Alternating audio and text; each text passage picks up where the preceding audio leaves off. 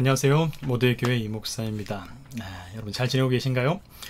네, 오늘은 제가 여러분 좀 편안하게 만나게 되었습니다. 사실 제가 방금 전까지 저희가 속해 있는 교회의 중고등부 친구들과 온라인으로 성경 공부를 했었거든요. 같이 이제 말씀 읽고 또 하루 일과 나누고, 사실 저희도 지금 못 본 지 꽤 됐어요. 그냥 얼굴을 뭐 온라인을 통해서나 아니면 채팅창을 통해서 볼 수 있어서 참 사실 불편하고 어려운 시간을 꽤 오랜 시간 동안 갖고 있었습니다. 제가 교회에서. 그런데 이제 그 성경 공부를 하고 나면서 제가 그런 생각을 했어요. 진짜 코로나19가 너무 심각하구나. 물론 저희는 비대면 예배나 어떤 모임들을 꽤 예전부터 하고 있었는데, 그래도 막상 이 밤에 성경 공부를 이런 방식으로 하고 있다 보니까 그리고 애들 얼굴도 사실 못 보고 이렇게 하니까 왜 이렇게 해야 될까? 교회에서 모이지 못하고 불편하게 예배 드리고 성경 공부까지 이렇게 해야 될까 싶은 생각이 사실은 들었어요. 그래서 아마도 코로나19 때문에 어쩌면 당연할 수밖에 없는 현실이지만, 하지만 또 한편으로는 많은 분들께서 그런 생각을 하지 않을까 싶었어요. 고민하지 않을까. 그래서 제가 갑작스럽게 사실 조금 어버버하죠. 하지만 그래도 이 영상을 준비했습니다. 왜 온라인을 통해서 비대면 예배와 모임을 해야 하는 걸까? 그 이유를 한번 나누고 싶어서 이 영상을 준비했습니다. 네, 사실 예배를 비롯한 교회 활동과 신앙생활은요, 우리가 몇 가지 근거를 가지고 사실 진행돼요. 우리가 옛날부터 당연히 그렇게 했으니까 이게 맞는 것이겠지라고 생각할 수도 있지만, 실제로는 그런 생각보다도 분명히 우리의 어떤 신앙의 기준들이 분명히 있습니다. 우리가 성경을 통해 기록되었던 예수 그리스도의 가르침과 소위 교리라고 하죠. 교회의 신앙 고백, 하나님의 교회가 역사를 통해서 고백하게 된 신앙의 고백을 통해서 우리는 교리라고 세워서 그 교리를 중심으로 하여서 우리의 신앙의 어떤 행동들을 선택하고 또 기준을 삼고 있습니다. 그리고 또한 우리가 초대교회로부터 이루어졌던 어떤 전통이라고 하는 게 있거든요. 교회의 전통. 그러니까 이 세 가지예요. 어떤 교리, 그리고 하나님의 예수 그리스도의 말씀, 그리고 초대교회로부터 내려왔던 전통, 이 세 가지를 근거로 해서 우리가 어떤 신앙생활의 방식들, 그리고 어떤 선택들을 해나가는 것인데요. 오늘 제가 비대면 예배에 관해서도 이 세 가지의 기준을 가지고 비대면 예배와 모임을 해야 하는 이유를 여러분과 함께 나누어 보려고 합니다. 가장 먼저 첫 번째로 우리나라의 어떤 그 장로교회의 모태가 되는 교회가요.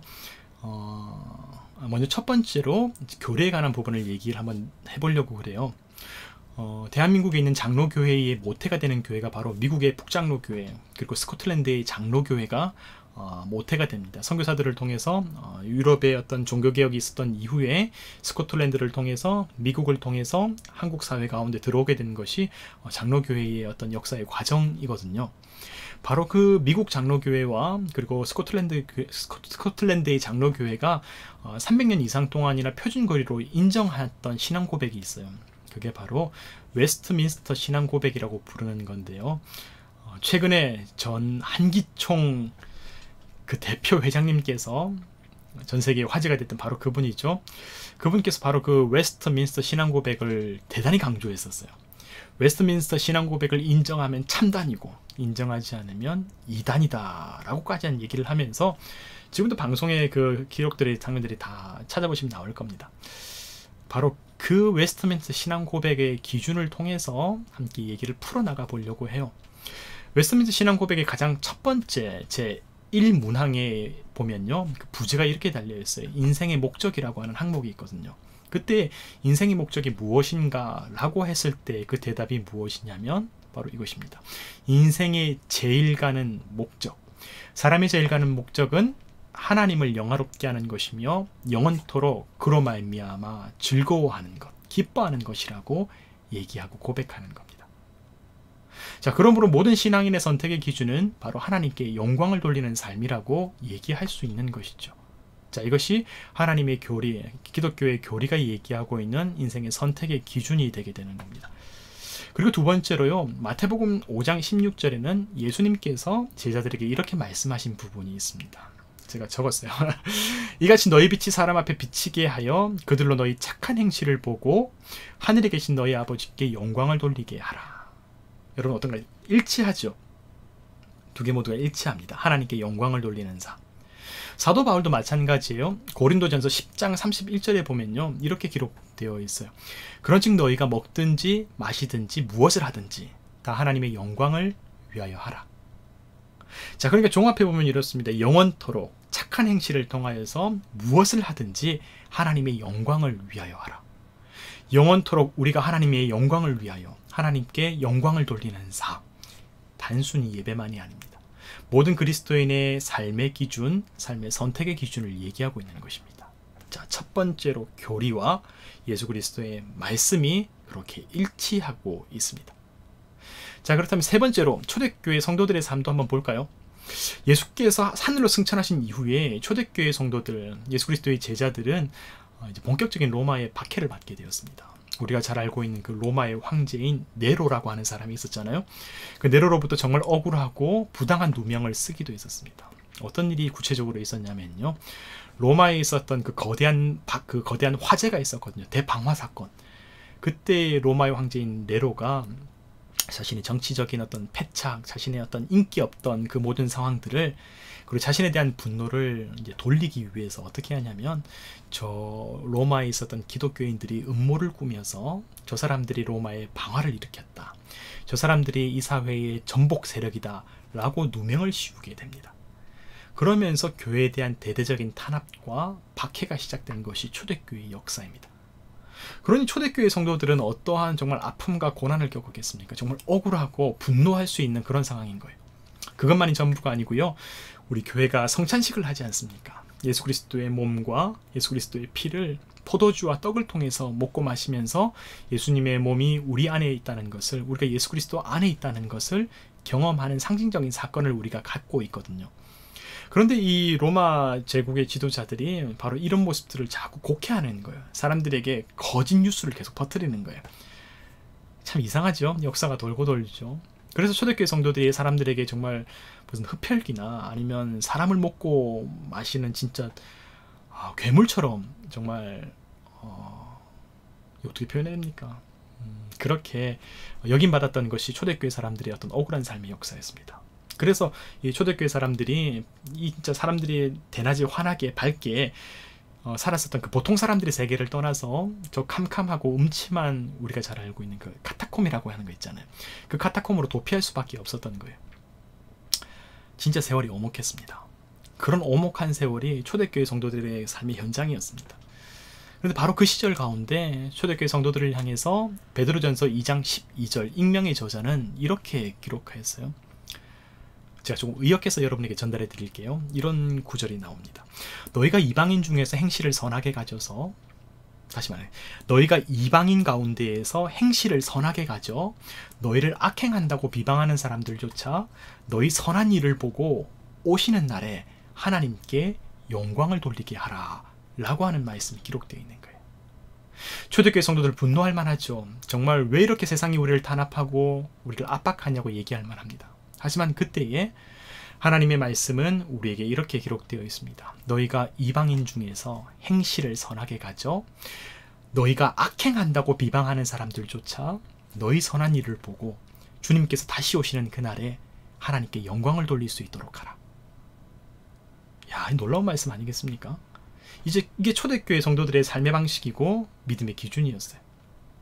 여러분, 세 가지 다 동일합니다. 예수 그리스도의 말씀, 그리고 교회의 역사, 교리, 그리고 초대교회.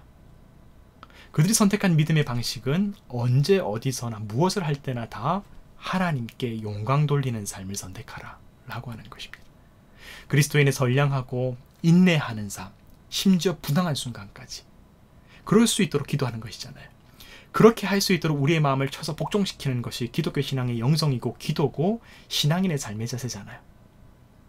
하물며 우리 주변에 놓여있는 삶의 현실은 어떻습니까? 코로나19로 말미암아 많은 사람들이 고통을 당하고 있습니다. 교회의 선택 때문에 실제로도 수많은 이웃들이 코로나의 위험 가운데 노출되어 있고, 또 앞으로도 새로운 위험에 빠뜨릴 수 있는 이 상황이라면 우리에게 두말할 나위가 없지 않을까요? 우리에게 다른 선택을 생각할 여유가 없지 않을까요? 그래서 여러분, 제가 저를 비롯하여서 모든 신앙인들이 예배를 비롯한 모든 활동을 온라인으로 반드시 전환하는 것, 이 비대면 활동으로 바꾸어야 할 것을 강력하게 주장하려고 해요. 여러분 사실 쉽지 않다는 것 알고 있어요. 걱정되는 부분들, 어려운 부분들 있다는 것 알고 있습니다. 그래서 어쩌면 사실 뭐 큰 거 얘기하지 않더라도 우리 모두가 우리의 신앙 가운데 불안하고 고통스러울 수 있는 순간이라는 것을 저도 인정해요. 하지만 그럼에도 불구하고 우리가 이 예배당과 거리를 두면서 어쩌면 더 귀하고 복된 것을 발견할 수 있는 기회가 될 수도 있지 않을까 생각해 봅니다. 왜 그러냐면요. 여러분 우리가 지금까지 신앙생활을 하면서 여러분 어떤가요? 여러분 제가 가지고 있는 펜 하나가 그냥 서 있을 수 없잖아요. 그냥 눕혀서 있다고 하더라도 이 진공 상태에 서 있는 게 아니고요. 어떤 기반 위에, 바닥 위에 있는 거예요. 이렇게 있든지 이렇게 있든지 무언가를 의지하고 지탱하고 그렇게 있는 거예요. 서 있든지 뭐 눕혀져 있든지. 여러분 우리가 지금까지 교회에서 신앙인이라고 그리고 우리가 예배를 드리면서 살아오면서 무엇을 의지하고 무엇을 지탱하고 어디에 기반을 두고 우리가 살아왔을까요? 어쩌면 우리가 지금까지 의존해왔던 것들이 하나님이 아니라 어떤 건물 중심의 신앙생활이었을지도 모르겠어요. 넓고 아늑하고 좋은 음악이 들려오는 그 환경. 그러다 보니까 우리의 신앙과 우리의 예배가요, 사람과의 관계나 주변 환경과의 모습을 더 중요시하고 그렇게 하면서 우리의 신앙생활과 우리의 마음이 옮겨져 간 것은 아닐까 한번 돌아볼 수 있는 기회가 될 것 같습니다. 우리의 예배, 우리의 신앙생활, 어떤 음악이라든지 감정적인 분위기에 치우친 것은 아니었을까?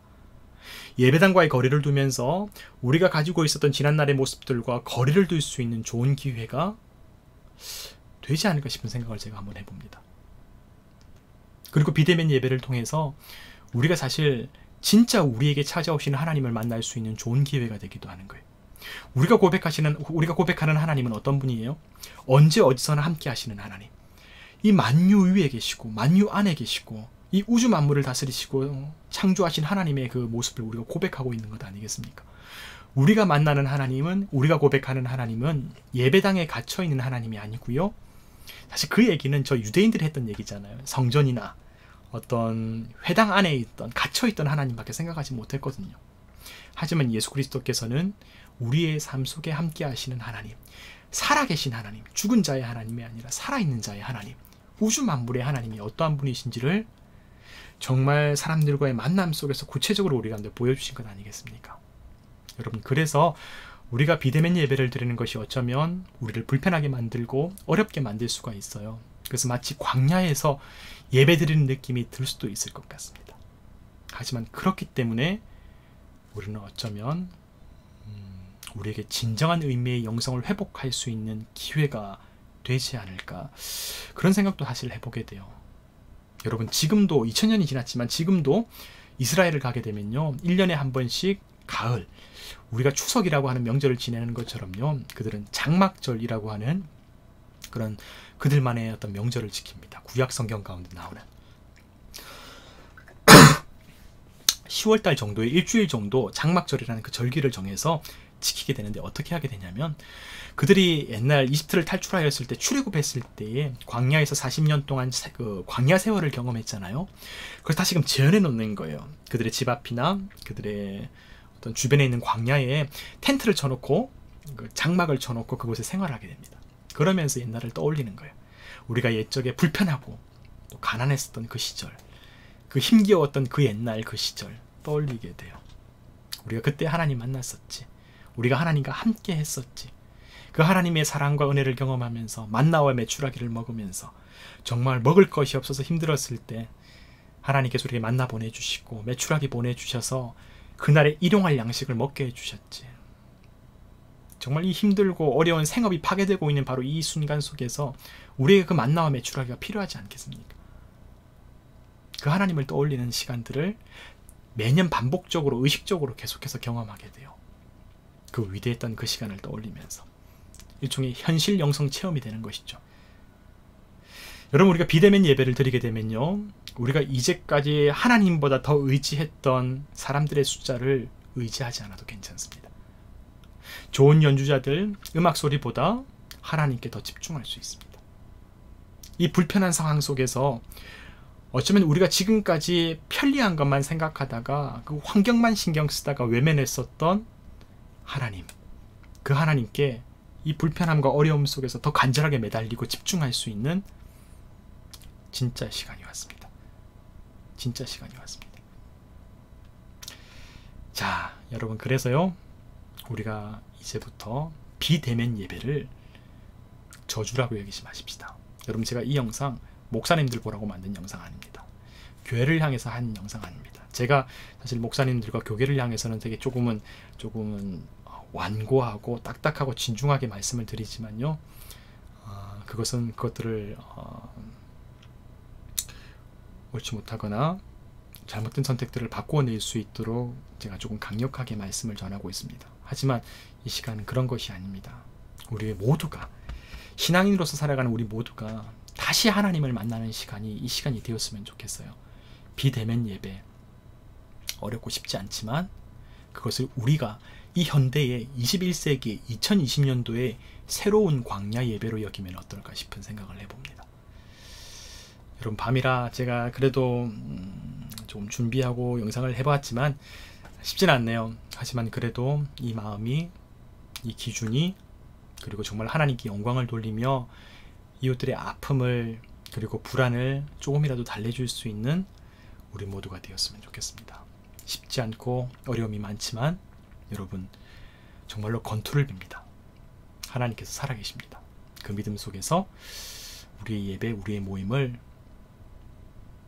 비대면 예배와 만남 속에서 힘을 내며 더 집중해서 기도하며 나아갈 수 있는 우리 모두가 되었으면 좋겠습니다. 감사합니다.